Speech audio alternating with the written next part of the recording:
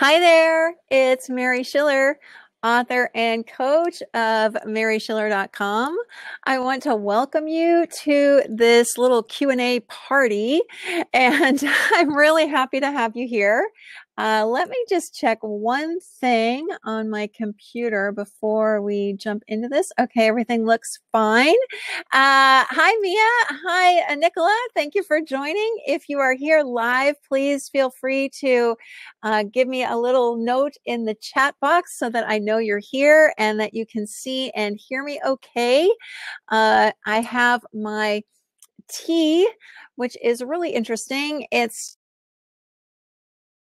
ounce and a little bit of vanilla. Hi there, Robin. It's from M&S. They do have M&S stores in here for all of you folks in the UK. There are several M&S shops here in Paris. So I do like to get tea from there. Hi, Becky. Nice to see you. Hi, Jolene.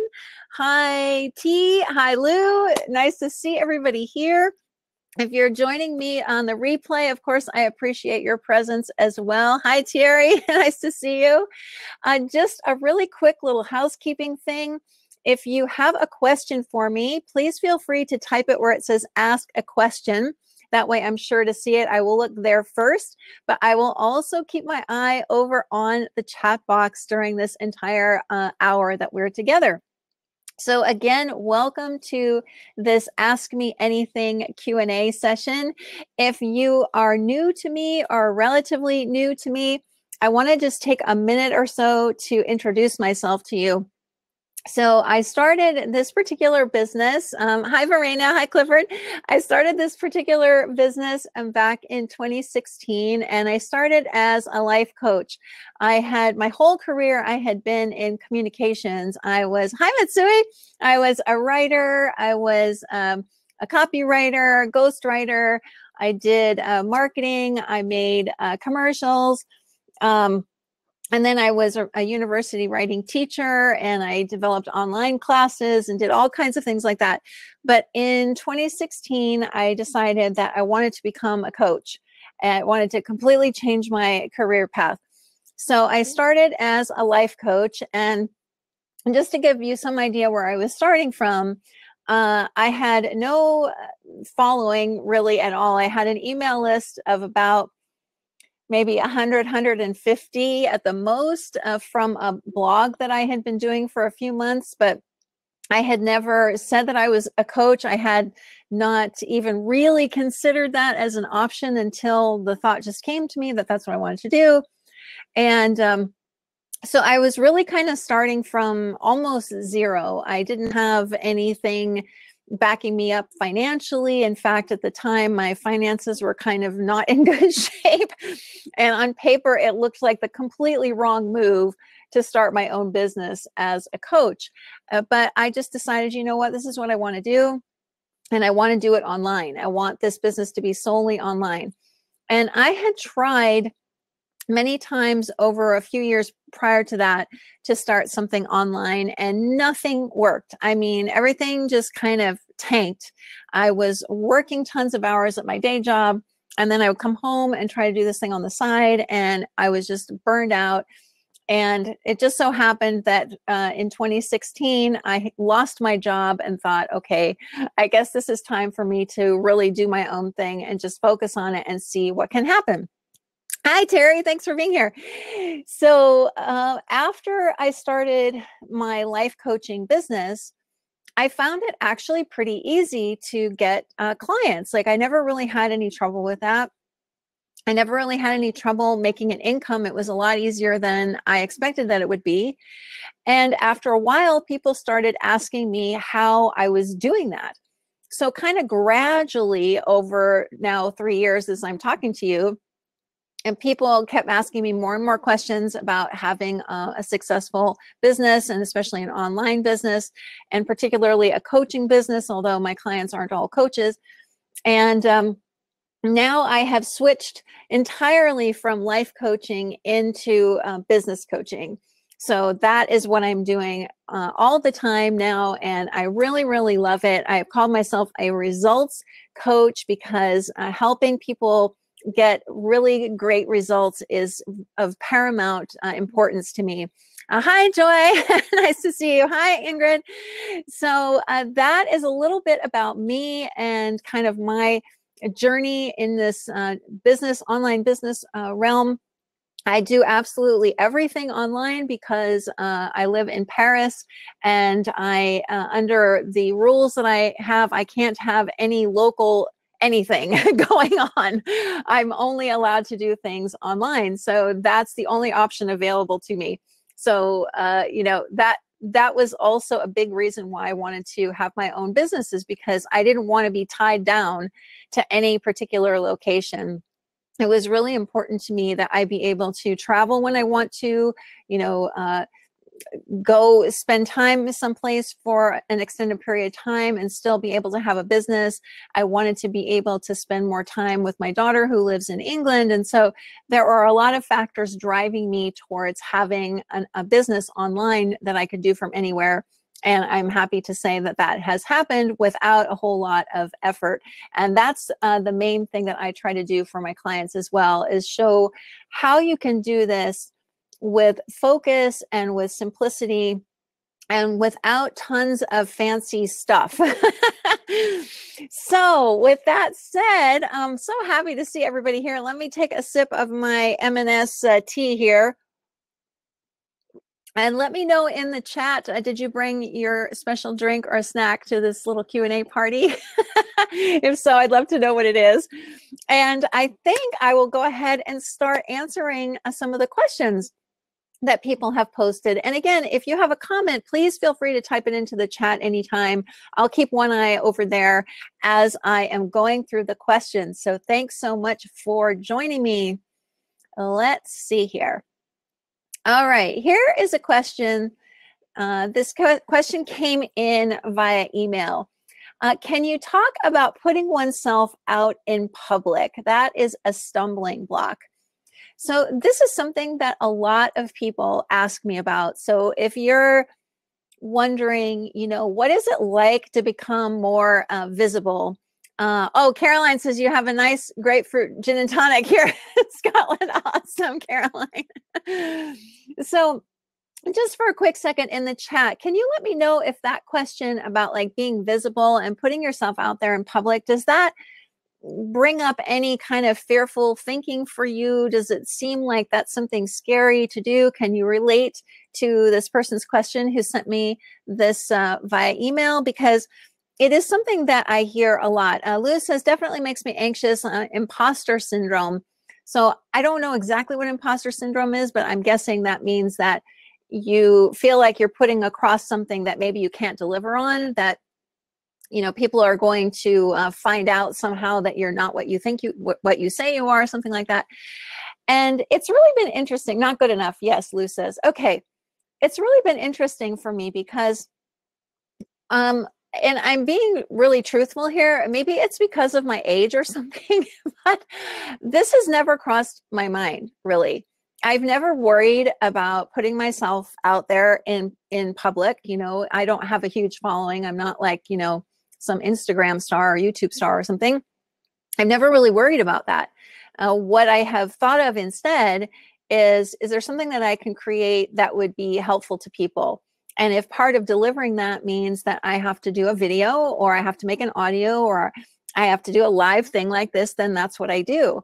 And I say have to, but really, I have found it to be so enjoyable that any fears that I've had at all about becoming visible or putting myself out there, none of that has been in my consciousness at all, in my awareness. I've really found that, especially during live events like this, I feel such a connection to you. I feel such a true, almost like a friendship, and relationship that develops with the people who come to my live talks, and then the people that I talk with, one-to-one and on Zoom and everything, that all of that, any fear around that just gets dissolved when you see what gets created through putting oneself out there and being available to people. Let me see what people have said. What if I sound dumb? Monique says, I don't think you will. I really don't think that that's possible. Nicholas says, especially on video. And again, I don't think people really care that much. They are, and this isn't about you guys because you guys are special, but I know when I'm watching something, I'm like, what's in it for me? What can I learn from this person? I'm not sitting there picking apart what the person looks like or thinking, oh, they should have their hair a different color or whatever. I'm not doing that. I'm listening to them. I'm trying to hear what they have to say and absorb what they have to say. And I think we have all this thinking around judgments about how we come across and how we look. And most of the time when my clients have sent me videos of themselves, they look and sound fantastic. So, I would try to kind of not let all of that kind of thinking crowd out your willingness to put yourself forth as someone to be helpful to people. Let me go to a couple of comments here. Caroline, it used to a lot more. I think I used exhibitions make art as a way of being seen without being seen. I don't feel that way now. Mainly, I want to show up and see what happens, but I still have the idea that I'm a bit of an introvert. I consider myself an introvert too, in some senses. I mean, I don't really like parties. I don't really like big events. I'm not a conference goer. I just don't really do that sort of thing. I spent most of my career, as I said, as a writer, which is a very kind of solitary profession. It's you go out and meet people like when I was a journalist and things, but then it's just you and the blank screen or the blank page. And yet I've really found it to not be a problem at all to put myself out there and be visible. Hi, Mitsui. Scary to make a stand. Nothing is a conviction or strong passion in my mind, not enough to fight for anyway. Oh, interesting. I think I've kind of turned it around where it's more like it's not about me and what I stand for. It's more about what are other people looking for and how can I fill a gap for them. And if filling a gap means that I have to be public, then that's what I'll do. It's absolutely fine. Let me look at another question here. This is from Jenny. Hi, Mary. Thanks for the opportunity. I'm a lifestyle mentor in the process of changing direction and niches. I'm tweaking to image consultant for badass women change makers. And I'd like to know what single strategy you would suggest to get started. Fun and simplicity are my keywords now, and I have to be excited about the how to my why. P.S. I'm also in France, but serve an Anglophone market, so mostly online networking needed. I love doing lives. Okay. Get started. What single strategy? To me, it's all about helping. It's about helping. It's really turning one's attention from hustling to helping. So stop being a hustler and start being a helper. That's kind of the distinction for me. I think when I was trying to get a business going before, I was super focused on the hustling part because I didn't see any other way to do things. With this business, I think the biggest difference was I really came 100% from the point of view of how can I help people? What do I know that maybe they don't know that I could help them with? So for instance, now that I'm helping people with business development and particularly online business development, I have tons of experience related to that through all my communications work, all of my work as an online educator, all of my marketing experience over the years, and even sales experience. So I feel like I have a lot of skills that are now coming together for that. And so I'm just always asking the question, what can I do today that could help somebody? What email could I write? What Facebook Live could I do? What audio could I create? What program could I develop? That's where I'm coming from. So that is the easiest first step I can suggest, is to fill some kind of gap that you see and ask yourself that question every day. What can I do to help? So I hope that is a good answer for you, Jenny. Oh, thanks, Mitsui. Yeah, the hustler versus helper thing. I don't know that I invented that. I feel like I heard it somewhere. I can't remember where, but it always stuck with me because I feel like we can spend a lot of time developing our own businesses and kind of doing that hustle, hustle, hustle thing, and forget that what we're actually doing is trying to help people. All right, here's a question from Lou. I'm in the UK and want to start as an online coach. I am completely new, so tips on how to get paid. Do you ask for money up front? Anyone else from the UK? Is it easy to do your own finances, etc.? These things are stopping me, and I know it's just fear and overthinking. Lou, let me see how I can answer that. How to get paid? Do you ask for money up front? You know, it really very much depends on how you want to run your business and what you want to be doing for people. Because those parts of running a business are actually quite simple. The getting paid piece, you know, there's tons of things out there that can help us to get paid. As simple as a PayPal account can be quite helpful when you're just getting started. That's what I did in the beginning. I didn't have any fancy payment anything. I just gave people my PayPal address, or I gave them a paypal.me address where they could pay me. And yes, I personally get paid up front. Sometimes I will offer payments over time, depending on what the setup is. But generally speaking, you know, especially for like a group program, I'll usually get paid the whole thing up front. In terms of the finances part, I can't really answer that. My default is I always hire a professional to help me with things. I just hired somebody recently to help me with a corporate setup because I'm changing the way that I'm operating things. And so that's my default there, is to always ask a professional. So thanks for the question, Lou. Hi, Nicola, poor internet connection. Oh, okay, no problem. And you can always type into the chat if you're watching the recording. All right, let's see. Another question here. This is from Lisa. Hi, Lisa. Hi, Mary. I work in IT and feel completely uninspired at work. I'm interested in health and well-being, including nutrition, exercise, and mental health, and I'm retraining in a few things in my personal time, but with no particular end goal in mind. How do you feel untrapped when it comes to escaping one career and being employed? I rely on my current income for my mortgage, etc., but feel like I will have to work there for years, even if I do other things related to health and well-being. Oh, thank you, Lisa. And what I'm hearing in your question is along the lines of, and if you're watching live, let me know if you can relate to this. What I'm hearing is along the lines of, I'm in a job I don't like. Do I really have permission to go do something that I do want? Can I make a living from that thing that I really do want to do? And my answer is absolutely yes, you can. You know, one of the things that I have taught people over the last couple of years is that money doesn't come from a job. It doesn't come from out there, that the source of money is actually here. It's us, it's you, Lisa, and it's everybody who is watching this. You're the common denominator. You are the creative force behind everything in life.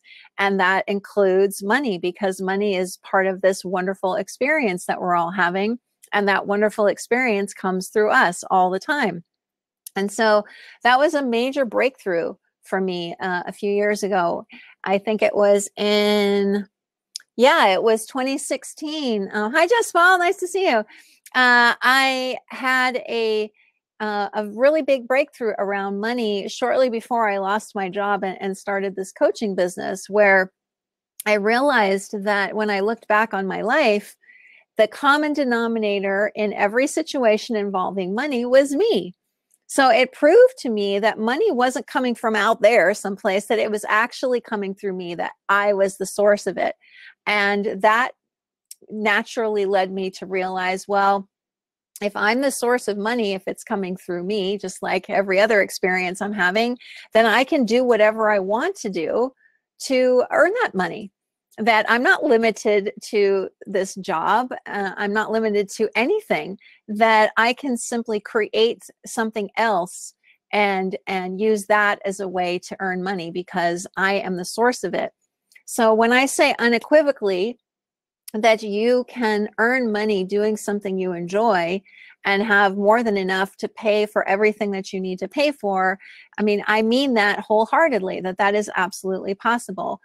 And I didn't really understand the truth of that until I just took the leap and jumped into it myself. As I mentioned, you know, I had lost my job, and at that time I had no other source of income. It was just me. Meaning I didn't have, you know, any other money coming in. And as I said, my finances were kind of in disarray at that time. And I just thought, you know, I'm going to just dive into this and see what I can create. And it was so much easier than I ever thought it could be. And I think it was because I was having fun. I felt inspired all the time in what I'm doing, and I still do. I wake up every day just raring to go. I jump out of bed for, you know, excited to see what I can create for people. And I'm excited for the interactions that I get to have with people. And that in and of itself is infectious. Uh-oh, there I am. I think I'm back now. You know, that was infectious. It is infectious. I think people are drawn to that. So, you know, don't discount your ability to create an income in any way that you want to, because it's possible. Let me go over here. Robin, if you had lost your job, would you have stayed in it for much longer? Almost wish I could lose mine to take the horrible decision. No, in fact, Robin, it was a mutual firing. I mean, they did officially fire me, but I was going to quit anyway, because even if I didn't have anything else lined up, I was going to leave because it was just an untenable situation. The hours were insane, and I was in vehement disagreement with some of the things that the company was doing.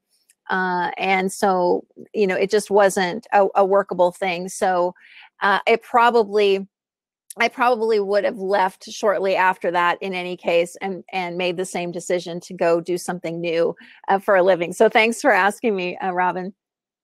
All right, here are a couple of questions that came in via email. Do we really have to follow the online formula like an automated email sequence? Sometimes those can seem irritating. What are the absolute must-dos? And number two, marketing and sometimes technology seems to interrupt the flow of business and creating. When we see someone doing something similar to us who seems to look more professional, it's easy to get discouraged. How do we stay in the flow? I love both of those questions. So, do we really have to follow the online formula? The answer is no, we don't.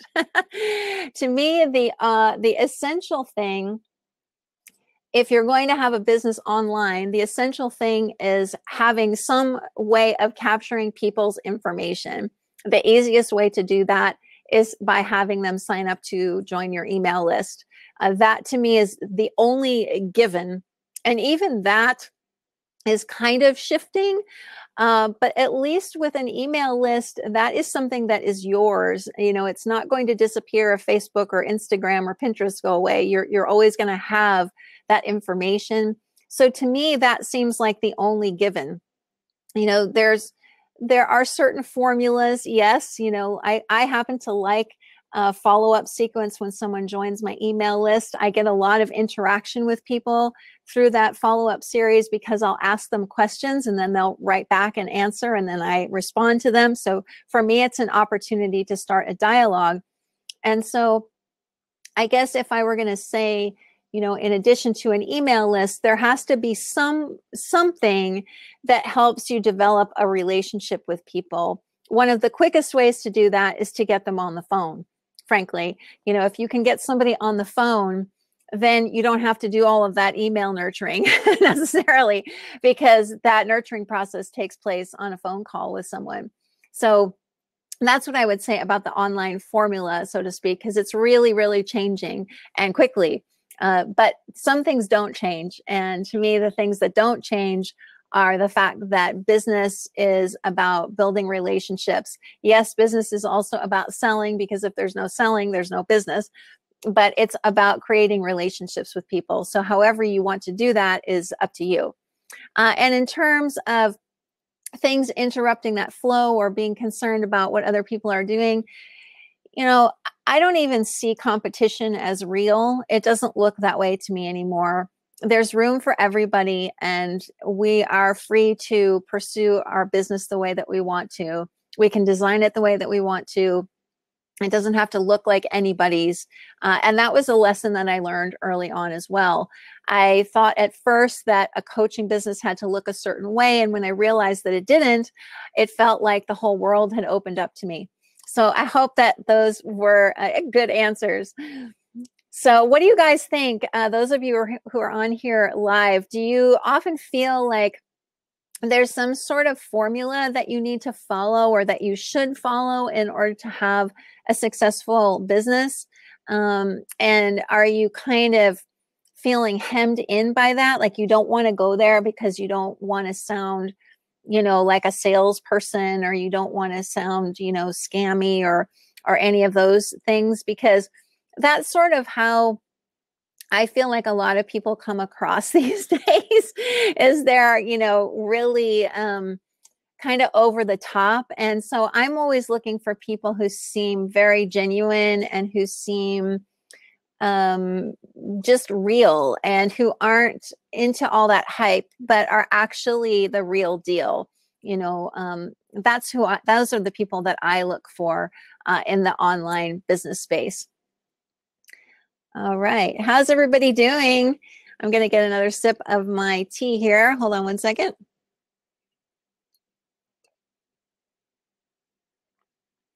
All right. Let me answer another question here.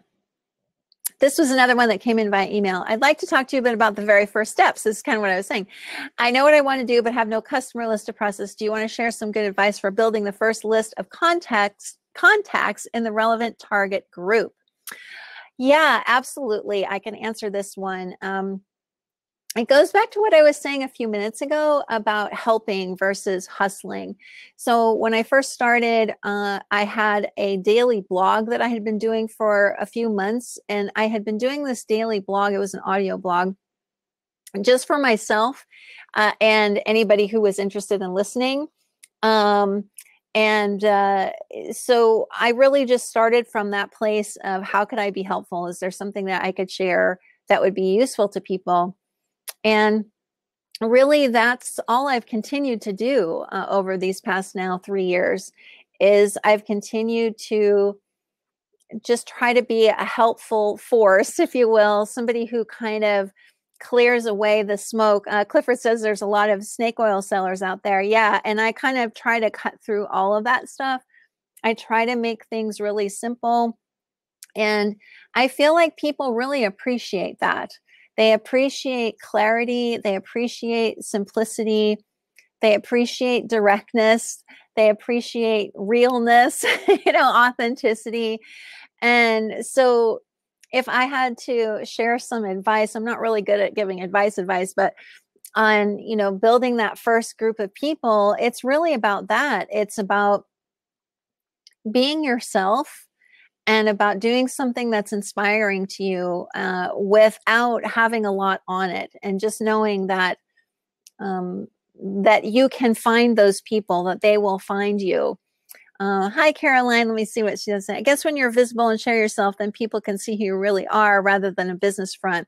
Exactly. That's exactly what I'm trying to say here, is that, I know that in this day and age, there's a lot of discussion about branding and personas and these things. And I'm not saying that those aren't important. Obviously, they can be. However, I think just authenticity trumps all of that. I mean, I don't have fancy photos of myself all over the place. I don't have, that's just not who I'm about. If that's something that you enjoy, then that's a whole different thing. Then go for it. I just know that more and more of the time, people are looking for a personal connection. And I think one reason why that audio blog ended up being helpful to me when I started actually, launching a business, and I said I was a coach, was because people who had signed up to hear that felt like they were listening to me in their ears every single day. And they felt like they knew me. And, in some ways they did, because I was being very honest in those audios. I was sharing a lot of insights I was having and all kinds of things that I thought might be helpful. And so I feel like any opportunity you have to create personal connection is a great first step. Let's see. So I hope that was helpful. Hi, Jeanette. Thank you for being here. Let's see. Hi, Lee has a question. Is it possible to get clients without paying for advertising? Yes, because I have never paid for an ad yet in 3 years almost of being in business, and earning over $100,000 easily the second and third years. No, I have never paid for an ad. It's something that I'm looking into now because I would like to expand my client base a little bit and my community. And I think I'm at a point now where I can, afford to buy advertising with the revenue that I earn. And I feel like I'm a little bit, not a little bit, I'm a lot clearer about the direction that I'm going in. But I see people spending money on advertising when, oh, good, Mia, when they don't really have what's necessary to follow up from the ad. They don't have any kind of logical follow-up after the advertisement. So they'll spend money on the ad, they get people on their list, and then they may not contact people on their list regularly, or they don't have that automated email sequence. And so I didn't feel like I was ready for that until I knew exactly what I wanted people to experience once they responded to an ad. And I don't see myself totally having that in place for at least another couple of months. I'm just not quite there yet. And I haven't needed it. I just haven't needed it. I've managed to use things like this, like Crowdcast and other webinar platforms that I've used as a way to raise my profile. I've used social media, and I am in contact with my email list every week, at least twice a week. And I generate dialogue that way. So there are plenty of ways to generate client interactions and client signups and income without paying for advertising. Thanks for that question, Lee. Hi, Caroline. Thank you for that. Let's see. Terry's got a question. Hi, Mary. Would you recommend to go first with one-on-one coaching clients before going one-to-many with online products? Absolutely. Because if you want to, well, let me preface this answer by saying that I have a program coming up in probably by the end of the month, it'll be out there, about generating money quickly for your business.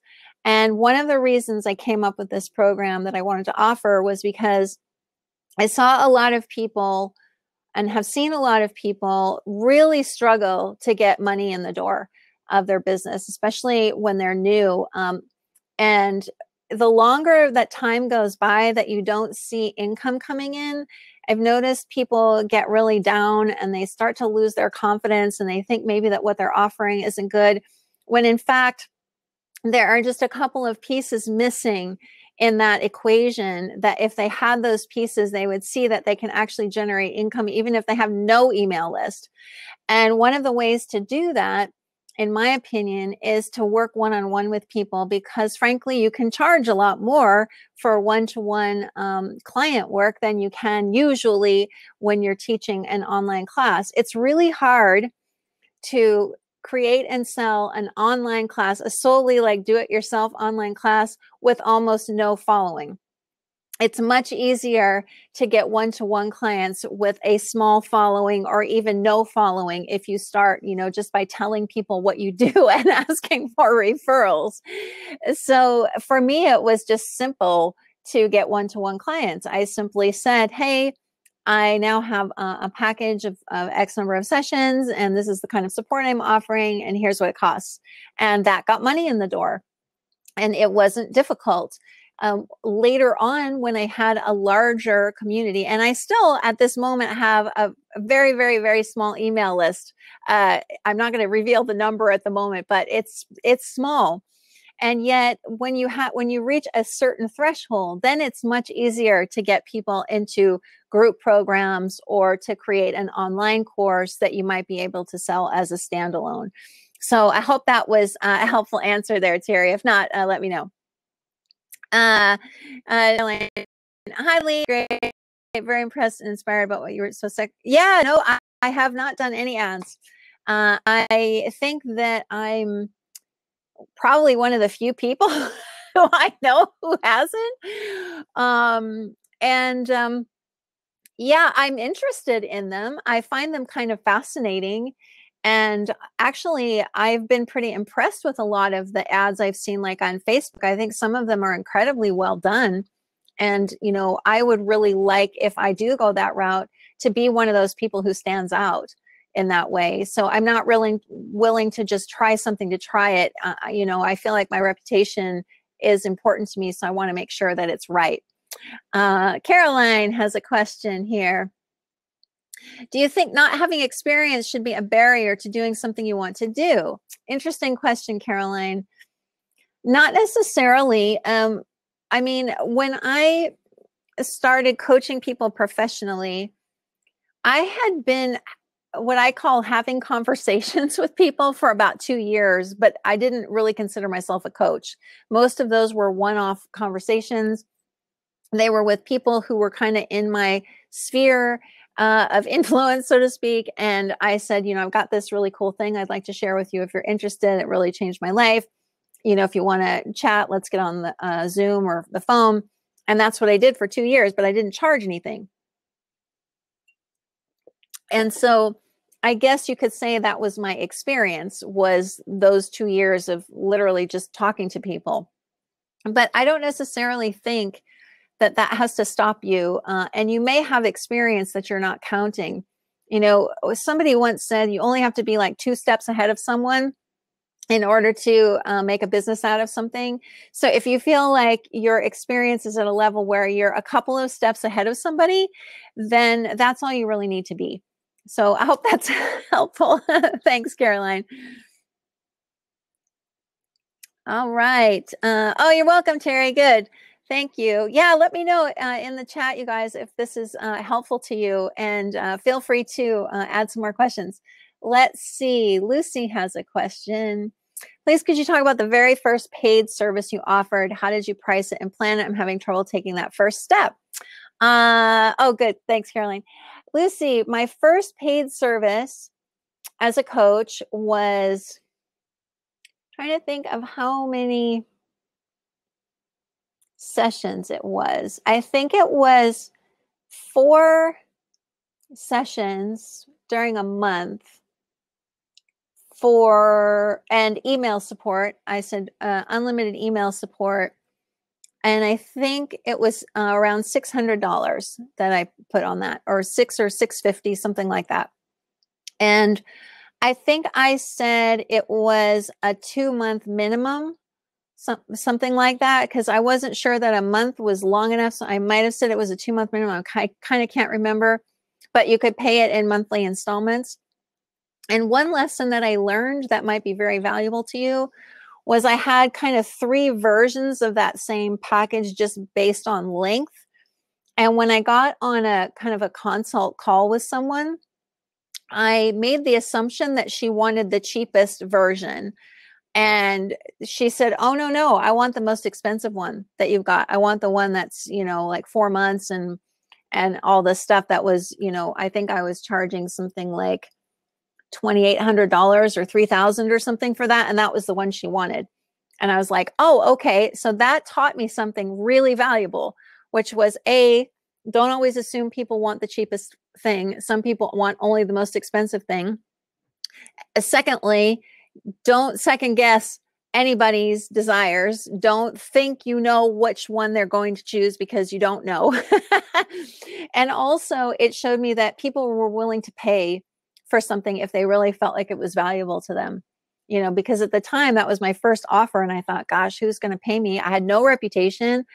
I didn't have, you know, I know this is sacrilege, but I had no coach training. I still have not had any coach training. And I thought, who am I to charge, you know, X amount for several weeks of coaching? But I did it anyway, and people paid, and no one has come back and said, you know, that was a waste of my money. So, let me know if that was helpful, Lucy.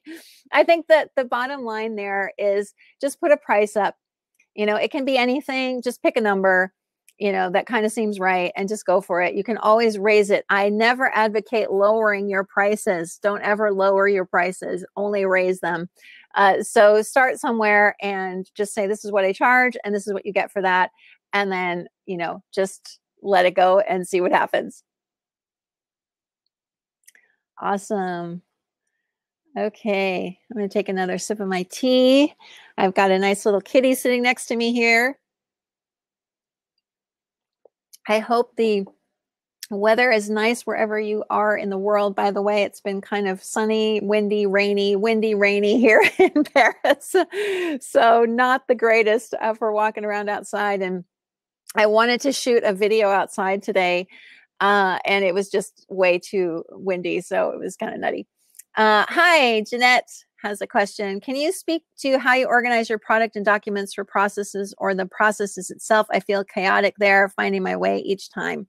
Again, okay, Jeanette, I let somebody else do that. Meaning, I have a couple of, I have an accountant, and I'm getting things reorganized, so it's even going to be simpler and more streamlined for me. And the accountant is helping with that. And also, I've used incredible online tools that I pay for, like Kartra, Kartra is what I use now. It's very easy to keep track of things in there and see, you know, how much everybody is paid and when the next payment is due and all that, those kinds of things. Before I was using Kartra, I had Teachable, which was where I used to host my programs on Teachable. And again, it's a very nice system. Very easy to keep track of who's bought what and when and all those kinds of things. It's all online. I also use Stripe and PayPal as payment processors, although I'm moving more exclusively to Stripe now because I prefer the way that the reports look in Stripe. That's a credit card processor. So for me, the bottom line is I don't manage that myself in that way. I'm not, you know, I'm not having to keep track of everything. It's all, I pay people to do that because that is not a good use of my time. So that's one thing that I've learned too, is that I'm starting to see where my time is most appreciated and most valuable to people, and keeping track of things like that is not a good use of my time. So that's why I'm really moving towards streamlining things in the way my business is set up. And I now have Kartra, which is sort of an all-in-one service. So all my email communication is in there. All my courses are in there. All my transactions are in there, so I can see everything in one place. So I hope that's helpful, Jeanette. Cool. All right. Looks like we have come to the end of the questions that people have posted. Oh, wait, Jeanette has another one. Let's see. Do you keep track of communications with your coaches? You mean my clients? If that's what you mean, Jeanette.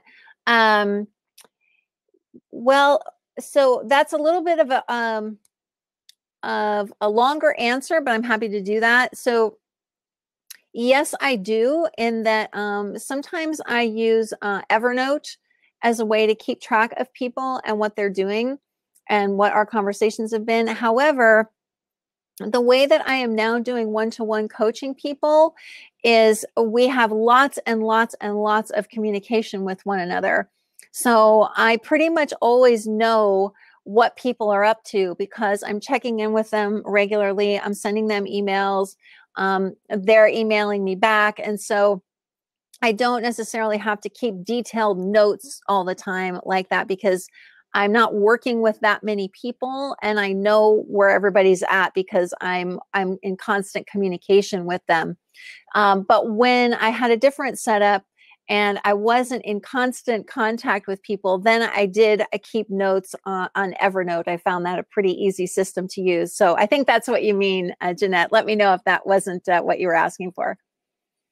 Let's see. Terry says, are packages still charging by the hour? Good question. To me, they're not because, so for instance, if I'm charging X amount and I say that includes up to this number of calls plus email support Plus, if you have a question about technology, I will do some research on that for you. If you need an extra call where I walk you through technology, then I will do that. And there's no way I could divide that up by the hour. It just doesn't work like that for me. I don't think in those terms. I think more about, what is the total value that I'm providing to somebody by offering them this support to get to the outcome that they want.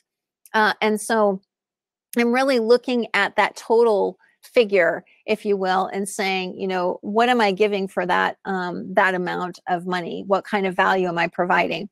So I don't really think about it in terms of hourly anymore. It's more like, for example, if I were going to host a VIP day for somebody, you could say, well, if you're charging, $1,000 for that or something, that breaks it down per hour. But what that doesn't really include is all of the things that go into that. Like, for instance, I might give somebody access to an online program as part of that VIP day. I might ask them to do some work ahead of time and we check in via email before that. I might offer email follow-up after that.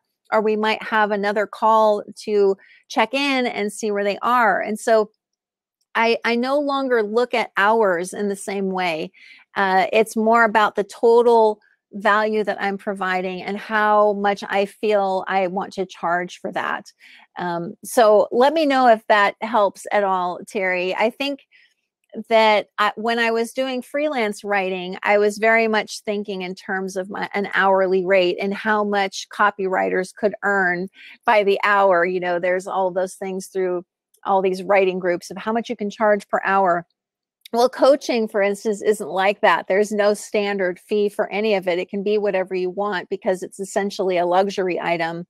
And so, the hourly rate can be anything, but to me, it's more about the value that people are receiving. And that's how I try to price things now, along with, I should say, how much I want to earn. That used to be probably, way down the line in terms of where I was in terms of income and making money. And now that's more in the front. It's more like, how much money do I want to earn this year? I want to earn X amount. All right, let's see how I might be able to do that. And so that question is coming more front and center for me. And it's a very creative and fun question to try to answer. All right. You're welcome, Terry. Let me know if that was helpful to you. What other questions do you guys have? We got about 13 minutes left in our hour together. And if you have questions about anything else, that you want to ask me, please feel free. Some of the things that, hi, Mia, thank you. Some of the things that I hear from people frequently are, really questions about technology and all of that. And that's one area that I'm so grateful for all of the incredible developers out there who have made things so much easier for us. When I first got started as an online teacher, I was sitting there writing HTML code to try to make my classroom look like something.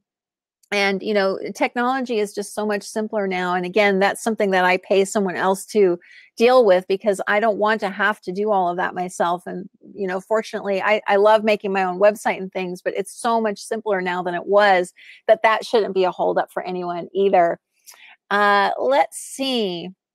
Jaspal has a question. Why do you think, Mary, people don't quit their jobs and do what they want, i.e. start a business? You talk about we're always secure, abundant, etc. It's innate, but I don't think people actually really believe this, me included. When you've got bills to pay, need to get a temp job and have credit card debt, then looking at what you want seems difficult. This is kind of what other people say when I discuss with them. That's a really good question, Jaspal. And it kind of refers to what I was talking about a little earlier in this chat, in that what people don't seem to see is that the more they go towards the things that they want, the easier it becomes to have them. There's nothing we have to wait for to start living the way that we want to live. We can simply start living that way right now. It can look like there are barriers around us or in front of us, but they actually aren't there. They are, I know this sounds a little strange, but they're really illusions. And I have seen that so clearly that it's not about even believing in yourself or believing that it's possible. It isn't about that. It's more like, this is what is on offer to us as human beings. We were born into this ability to go towards what's inspiring to us, and the rest of what we need will appear. I bet you everybody listening to this conversation can think of at least one time when you needed something to happen, you needed an answer, or you needed money, or you needed something, and you needed it quickly, and it showed up for you. I can guarantee you that that has happened to everyone listening to me right now. And a business is no different. It's no different. It's simply a part of life. And we can go do this business thing if we want to go do this business thing. There's nothing so dramatic at stake. You know, it often looks that way. But the best example I have is my own experience, where when I started this business, like I said, I was, you know, I had a lot of debt, tens of thousands of dollars of credit card debt. I had no other source of income, and my savings was about 2 to 3 months worth of my expenses. That's what I had available. And I just said, I don't care. I'll handle it. It'll get handled. I'll figure it out. I'll figure out what to do, because that's how we're designed. We're designed as human beings to have answers to our questions appear to us. And so I just went for it. And I said, you know what? I know somehow, because this is how it works, an answer will come to me. The next move will make itself apparent to me. And I think people get scared because they assume that if they don't have X amount of money in the bank, that they don't have security. Well, money doesn't equal security. Security is innate. Whether we believe it or see it or not doesn't matter. It doesn't change the truth. So I'm a big advocate of people listening to what is inspiring to them and simply going towards that, instead of kind of buying into this story that society has created that says we need this, this, and this to be secure before we can do the thing that we want to do. I say, chuck all of that. That's not what I really say, but I'm using a nice word here. And say, go live the life you want. Go live the life you want, because this is it. This is all we have right here. So what are we waiting for? Life is happening right now. Let's live it. There's nothing standing in our way. So let me know if that was helpful, Jaspal, or anybody. You know, sometimes when I think back on my own experiences, you know, a lot of you who may, if you're watching this and you don't know much about me, you know, I came from a background of a tremendous amount of post-traumatic stress disorder that I dealt with for my entire adult life. My first marriage was incredibly abusive, and I ended up having a really challenging existence. It didn't really feel like life for a long time. And when I woke up to what I was just saying in answer to Jaspal's question, that, you know, actually I was okay. I had all the security I could ever want because it's innate. I had all the freedom I could ever want because I was born like that. We're all born with that. You know, life just opened up for me, and it can for everybody else, because that's how we're designed. Life is made for us. It's not made against us. It's made for us. Oh, good. Thanks, Jaspal. I'm glad that that was helpful to you. Yeah, because, you know, even though I have turned my focus towards business coaching and really helping people to create a business that they really enjoy and that is of service, is impactful, and earns them a wonderful income, running underneath that, of course, is everything that I just said, which is also helping people to tap into that incredible, infinite creative source within themselves to do all of this with ease and with simplicity. That's another thing, is we're designed for simplicity.